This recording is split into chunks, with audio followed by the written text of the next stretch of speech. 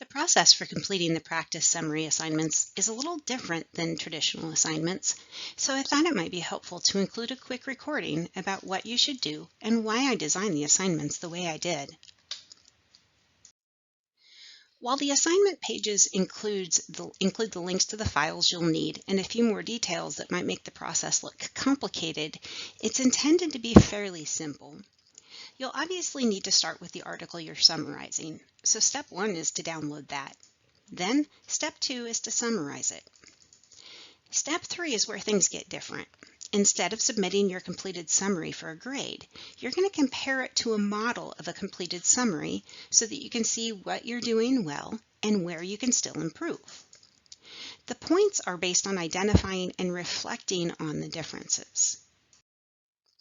Before I explain more about the process, you might be wondering why I design it this way. Hopefully, it's not too surprising to hear it's based on empirical research. There are a few books that explain research findings about learning, and one thing they each emphasize in one way or another is that we need to practice what we're learning about and receive feedback about how we're doing. The summaries themselves are the practice, and for these assignments, comparing your work provides feedback.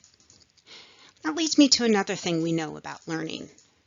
Along with practice and feedback, we need to be able to monitor our progress and change what we're doing if it doesn't work. The technical term for that is self-directed learning, but I tend to think of it as a survival skill. During the practice summary process, comparing your work to the model allows you to monitor your progress. The reflection questions are intended to help with that monitoring and encourage you to consider what you'll need to do differently to strengthen your work. To get the most out of that process, you'll need to compare every part of your summary to the model.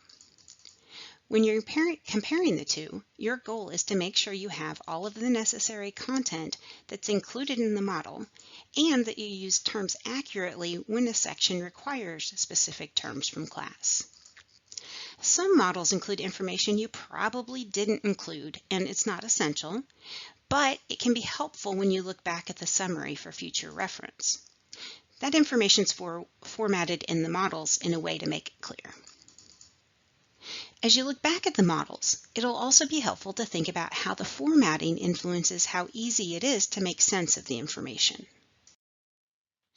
The last step of the assignment is to respond to 2 questions intended to help you monitor your progress by encouraging you to think concretely about the differences between your version and the model. Rather than asking about what you would do differently, the second question prompts you to think about how the process adds to your understanding. I found that question leads to more helpful insights, since the "what would you do differently" question has fewer options for answers. As you're thinking about the second question, keep in mind it's asking about the research methods and journal articles, not the variables and the results of the study.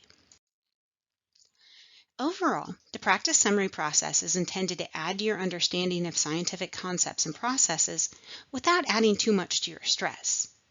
Hopefully, it also adds to your learning strategies in a way that reduces your stress later, in this class and in general.